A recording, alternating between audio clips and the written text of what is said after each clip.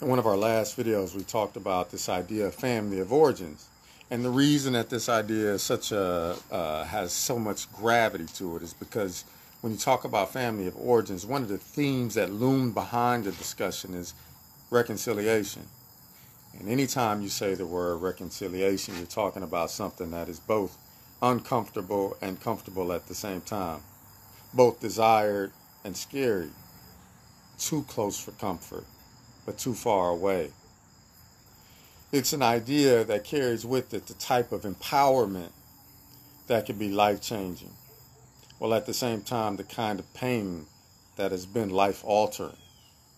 Families of origin is a heavy topic. It's one of the reasons we can't completely unpack it now. But there's a few more things that perhaps we should say about it.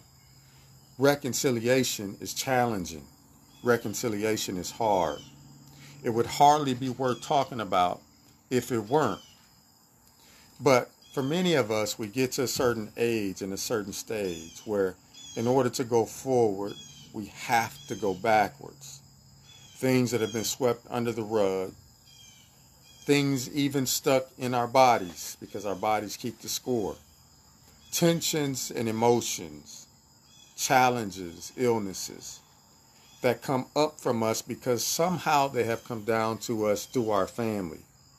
Whether it be the long, trekked emotional terrain that our family has carried with it, whether it be things that have happened to our family with regard to illnesses that our family has had to deal with for years.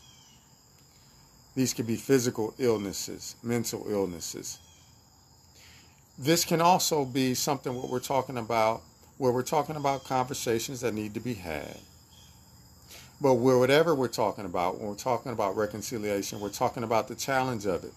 Because it may mean that we have to lay ourselves down at the feet of making amends. And this can be challenging. There's a certain surgery that happens sometimes to us inside of our emotions when we're talking about deep and real healing and reconciliation. Not to mention that we're not just talking about families of origin that are immediate, but when we go back even further, a generation or two, many of us still carry the challenges that happened 3, 4, 5, 6, and Native American cultures even talk about 7 generations. I think that this is apropos to talk about today because even though we have many, many gadgets and we strive to connect, the hard work of connection oftentimes gets overlooked. And one of the ways that we need to be able to talk about appropriately connecting is looking at the fact that many of us struggle in this area of family of origins.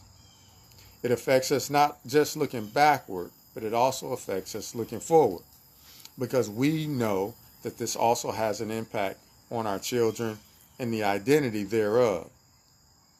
The more we're able to wrestle in a way that is efficacious with regard to our families of origin, the more we can move forward with the type of momentum that we need to create power, empowerment, wholeness, and healing so that we can go forward unburdened by unresolved issues of the past.